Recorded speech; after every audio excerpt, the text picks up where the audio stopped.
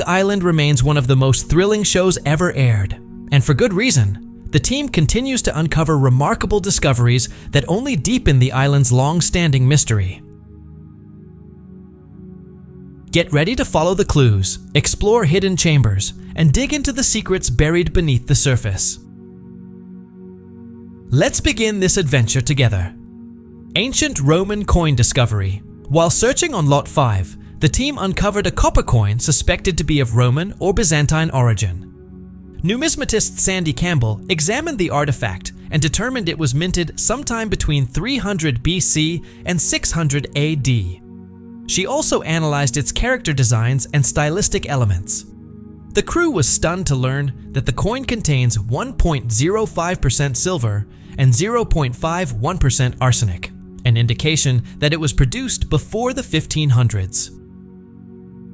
Rick Lagina joined the team as they developed a theory linking the coin to a Roman road and carvings they discovered in Portugal the previous year, believed to be around 2,000 years old. This raised the possibility that the Knights Templar, who had strongholds in medieval Portugal, may have brought the coin to Oak Island. At the Oak Island Interpretive Center, Sandy Campbell met with Alex Lagina, Jack Begley, and archaeologist Emma Culligan to study the coin more closely. X-ray fluorescence testing again suggested that the coin predates the 16th century. Based on the material composition and design, Sandy proposed that the artifact is likely Roman or Byzantine.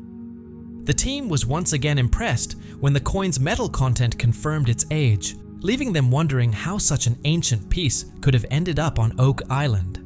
The image on the coin, showing a figure beside a tree, was also confirmed by Campbell to match Roman artistic style.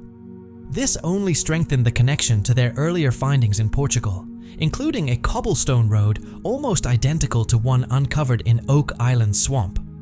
These links suggest that the Portuguese and Oak Island discoveries may be connected, and potentially that the Knights Templar could have transported the coin across the Atlantic. The discovery adds even more depth to the enduring mystery of Oak Island. Gold traces found in the garden shaft. In the garden shaft, Rick and Marty Lagina, along with Dumas Contracting Limited, began a new probe drilling operation aimed at exploring an area just outside the Money Pit water. Testing had already detected gold traces, suggesting that a possible treasure chamber could be only a few feet away. As drilling continued, gold particles were discovered, and archaeometallurgist Emma Culligan confirmed their presence in wood fragments recovered from 55 feet deep. The team expressed excitement and gratitude for what science was helping them uncover, and optimism grew as the evidence continued to build. Marty and the others were thrilled when the gold particles, measuring 0.11% concentration, were found attached to organic material. The results sparked renewed hope that the team could finally be closing in on Oak Island's long-rumored treasure. Emma's contribution was celebrated, and Rick expressed his gratitude for the scientific progress guiding their search. Their spirits remained high as they prepared for the next phase of investigation. 18th century glass, found in the mysterious Quadrilateral. Meanwhile, Rick and Marty Lagina, along with Tom Nolan and expert metal detectorist Gary Drayton, continued excavating the unusual quadrilateral structure on Lot 13. During the dig, they unearthed multiple artifacts, including a large piece of rusted metal that resembled a cannonball fragment, as well as disturbed soil and charcoal. Gary Drayton's discovery of a massive, heavy, rust-covered piece of metal led the team to believe it could be part of a cannonball. Its weight, size, and shape all point in that direction. If confirmed, it could offer valuable clues about who built the mysterious quadrilateral structure and when it was constructed. During continued excavation in the southern part of the site, the team uncovered an 18th century piece of glass. This raised the possibility that earlier investigators may have been active in the area. Motivated by the find, the crew plans to continue digging deeper than 10 feet in hopes of uncovering more clues within the large quadrilateral. Among the artifacts recovered was a small fragment of glass believed to date back to the 1700s. As the crew excavates the southern section, they suspect the area was modified intentionally at some point. The glass might have been left behind by someone who previously explored the site or by individuals involved in shaping the structure. Considering all possibilities, Rick Lagina encourages the team to keep digging, as more discoveries could help them form a clearer conclusion about the site's purpose. Although they have now passed the longest point of the structure, they also discuss the possibility that they've reached its base. Still, they know they may not find anything beyond what Rick's father had already uncovered. The team believes the Quadrilateral may have once been enclosed by massive stones. Their plan is to excavate the entire feature to determine whether more artifacts are hidden below and to understand why the site was altered. Even though there are signs they may have reached the bottom, the purpose of the structure remains uncertain. They continue to speculate that it was intentionally sealed with large rocks, leaving the mystery open for future investigation. Reflecting on their findings, the team concludes that Fred Nolan's earlier observations about stacked stones were likely correct, suggesting that the Quadrilateral is clearly man-made.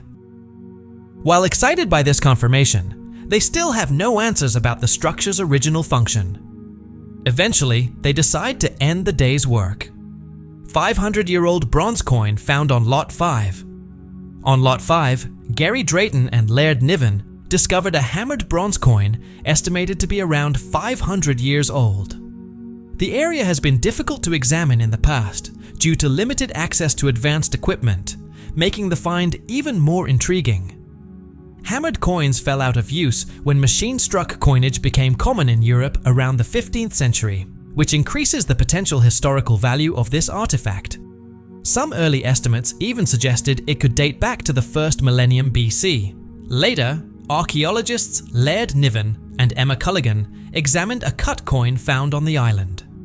At first, the artifact was mistaken for a button because of its shape and the presence of arsenic.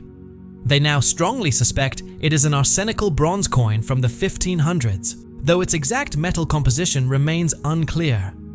To determine the precise makeup and origin of the coin, they plan to use an X-ray fluorescence spectrometer. If confirmed to be from the 1500s, the coin could represent a significant link between Oak Island and early European exploration. Gary Drayton and Laird Niven returned enthusiastically to Lot 5, where the 500-year-old hammered bronze coin, possibly as old as the 1st millennium BC, was found.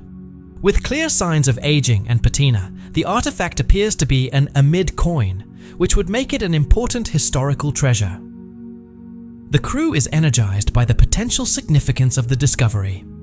At the Interpretive Center, Laird Niven and archaeometallurgist Emma Culligan examined the coin that Rick and Gary brought in. Initially thought to be a button, it was soon revealed to be a deliberately carved coin featuring a distinctive pattern. Because of the arsenic content and its appearance, both believe it may indeed be an arsenical bronze coin from the 1500s.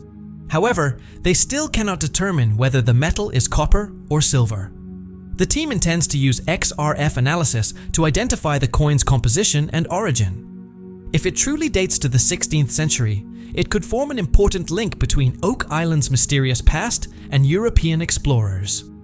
Investigating Knights Templar connections, Rick Lagina, historian Charles Barkhouse, and researcher Alex Corey RDE began exploring possible connections between the Knights Templar and the Oak Island mystery. Local resident Isaac Refuse believes certain stone carvings may hint at such a link. Researcher Steve Thomas has been providing the team with evidence for 3 years, suggesting that Oak Island may have ties to the medieval Christian military order. One theory claims that the Knights Templar could have hidden priceless religious treasures on the island between the 11th and 16th centuries. Thomas also identified carvings found in Templar strongholds in Portugal, dating back to the 12th century, that match symbols found on Oak Island.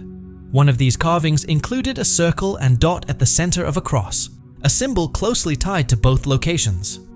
These similarities continue to fuel speculation of a historical link between Oak Island and the Templars. The team believes that the symbol featuring a circle and dot at the center of a cross is a major clue, since it matches symbols tied to the Oak Island mystery. These same markings were found carved into stone structures in Portugal, strengthening their belief that this discovery could be significant. When Rick, Charles, and Corey meet with Isaac Refuse and Nick Frelick, they're shown an ancient stone carving that has been preserved for many years. The carving resembles a goose paw, an emblem associated with the Knights Templar in medieval Europe. Hoping to support the theory that Oak Island may have connections to the Templars, the team considers whether the symbol could have come from a medieval cathedral. In Liverpool, Nova Scotia, Isaac and Nick present the group with the goosepaw carving. Because this symbol was used by Templar-aligned stonemasons who built churches across Europe between the 11th and 14th centuries, the team believes it may indicate that the Templars visited Oak Island and left a marker behind. They also note that similar carvings have been discovered in other parts of Nova Scotia, including the Overton Stone and a site near New Ross. These connections further support the idea that medieval Templars could have traveled to the region, and possibly to Oak Island itself. The team intends to continue researching the symbol and the various interpretations it may hold. Peculiar lead token. Uncovered on Lot 5. Metal detection expert Gary Drayton and Jack Begley uncover an unusual lead object on Lot 5. Rick and Marty's team has already made several remarkable finds on the property, including a Roman coin, centuries-old artifacts, and signs of ancient construction. The newly discovered lead piece has scalloped edges and small holes, suggesting it may be a trade token, a form of currency once used as far back as Roman times.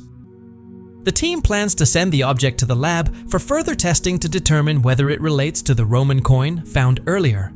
Preliminary X-ray fluorescence results show that the artifact consists of natural lead mixed with copper, iron, and silicon. It may have originated from either Iran or Italy. Given the team's previous discoveries linked to Roman mining regions and the Knights Templar, they are eager to explore the significance of this new find. Gary and Jack revisit the site where the lead disc was discovered. The unusual shape, including deep scalloping and center holes, makes it unlike anything they've found before. Early XRF testing confirms traces of copper, iron, and silicon, and points again toward possible origins in the Mindola region of Iran or Italy. Although the age of the artifact remains unknown, the possibility that it is connected to Roman sources or Templar-related activity heightens the mystery. The team is highly intrigued and plans further analysis to uncover its importance. Brass door handle. Found deep in the swamp. During a search in the triangular swamp, metal detection specialist Gary Drayton discovers a brass door handle buried deep beneath the mud. The object may once have belonged to a large sailing vessel. If this is true, it could support the idea that the stone ramp and the nearby paved area, believed to be around 800 years old, were used to offload valuable cargo onto Oak Island. The crew also believes they may have located the edge of a path leading directly to the ramp, offering new clues into how the structure functioned and how it may connect to the road and the paved surface. The discovery of the brass handle excites the team, and they plan to return for continued exploration. Meanwhile, Alex Lagina, Steve Guptill, Gary Drayton, Jack Begley, and Billy Gerhardt continue investigating the swamp near the stone ramp. Again, Gary uncovers the brass door handle, which could have come from a large ship. If confirmed, it further strengthens the theory that the ramp and paved area were used long ago to bring important cargo ashore. The team believes they have identified the edge of a path leading to the stone ramp, providing fresh insight into how the ramp may have been used and its connection to the nearby paved area and road. While exploring the depths of the marsh, the group makes an unexpected and potentially groundbreaking discovery: a brass door handle. After reviewing historical maps and revisiting previously investigated areas, they locate a part of the marsh that had never been excavated before. As they begin digging, the team notices a distinct change in soil texture, an indicator of past human activity. Their excavation yields several intriguing artifacts, including a cannonball and various iron objects. Among the finds is the brass door handle, attached to what appears to be the lower portion of a door. This discovery excites the crew, as they believe it could be linked to the legendary treasure pit. Though they cannot remove the door at the time, they plan to return with additional equipment to continue the excavation. 600-year-old horseshoe discovered while exploring the triangular marsh. Rick, Gary, and Billy uncover additional pieces of a man-made stone ramp, which they hope will help connect the 800-year-old paved area to a nearby stone walkway. During this process, they find a small horseshoe, which they speculate may have belonged to a horse brought to Oak Island aboard a large sailing vessel. Expert Carmen Legg examines the object and determines that it is a handcrafted horseshoe, likely dating back to the early 15th century. This discovery adds another layer of mystery to Oak Island. Carmen notes that the horseshoe may be the oldest metal artifact ever unearthed in the marsh, potentially even older than the Roman coin, and token found previously. The horseshoe, found near a stone path, could provide important insights into the people responsible for Oak Island's 262-year-old mystery. The stone path resembles roads discovered in Portugal, where the Knights Templar held strongholds from the 12th to 16th centuries. If the horseshoe dates from this period, it could shed light on historical activity connected to the island. 5,000-year-old tools found on Lot 26. On Lot 26, Peter Finetti and Gary Diaz-Mooney, Rick and Marty's nephews, make a remarkable discovery near an 800-year-old stone well. They uncover an old iron device that resembles a door roller or hinge, hinting at an even older structure associated with the well. Lot 26 was previously owned by Samuel Ball, a wealthy landowner from the late 1700s to early 1800s, whose homestead was some distance from the stone well. Gary and Peter believe this find may point to the existence of a much older structure connected to the well, possibly providing new insight into Ball's financial situation. In addition, they discover a pipe tamper, an artifact used historically to pack tobacco pipes, which dates back to an earlier period on the property. These artifacts are essential not only for understanding the history of Lot 26, but could also be key to unraveling the broader Oak Island mystery. To further analyze the iron objects, historians Doug Crano and Scott Barlow consult blacksmithing expert Carmen Legg. He examines the two iron implements, which are similarly shaped, and concludes that they are likely hoes or bush axes used for agricultural work and land clearing. Remarkably, these tools could date back as far as 5,000 years, making them significantly older than the historical European presence in Nova Scotia and highlighting the long-standing human activity on Oak Island.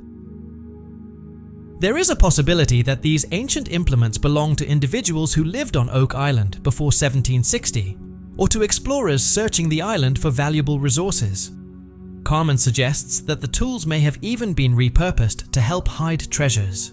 These discoveries not only add another layer of mystery to Oak Island, but also support the idea that humans occupied the island long before recorded history indicates.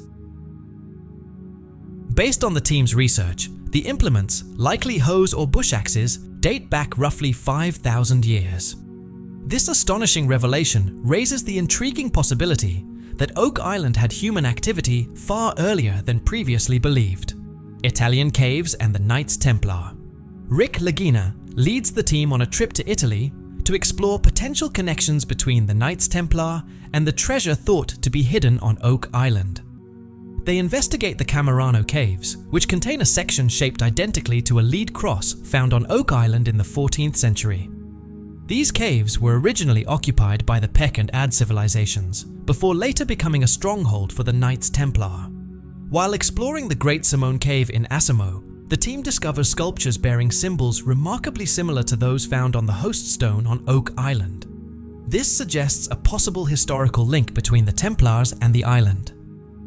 To further investigate, Rick Lagina and his crew, including Doug Crowell, Corey, and Alex, explore the Camerano Caves with experts Emiliano Cicchetti and Alberto Ray Canatini Alberto, who has mapped and studied the caves for over 50 years, explains that the system stretches back more than 2,500 years and includes a section shaped like the lead cross found on Oak Island. The area was first inhabited by the Peck and Ad cultures around the 6th century BC and later became a Templar stronghold between the 12th and 14th centuries. During this time, the Templars modified portions of the caves. The team is determined to determine whether the Templars may have transported and ultimately hidden treasures on Oak Island. The Knights Templar were founded in Jerusalem in 1118 to protect Christian interests during the Crusades. They became incredibly wealthy through banking, but the order was dissolved in 1307 and its members were accused of heresy. Many believe that surviving Templars hid sacred artifacts before disappearing. Researchers like Coran and Emiliano suspect that Oak Island could be the final resting place of some of these treasures. With hopes of a groundbreaking discovery, the crew explores the Venus Cave, whose layout resembles the shape of the Oak Island lead cross.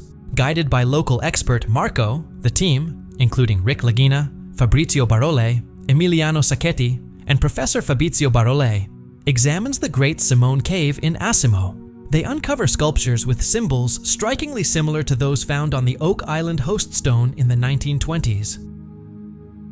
The team believes these symbols may indicate a connection to the Knights Templar, who are said to have smuggled sacred artifacts out of Europe between the 12th and 14th centuries. If the Templars were indeed involved, these discoveries could link them directly to Oak Island. The team anticipates further exploration and hopes to uncover more evidence. As the Oak Island crew uncovers these remarkable finds, they may be drawing closer to solving a mystery that has persisted for over 228 years. Could these discoveries finally answer the island's age-old questions? The journey continues, and each revelation brings them closer to uncovering the secrets of Oak Island.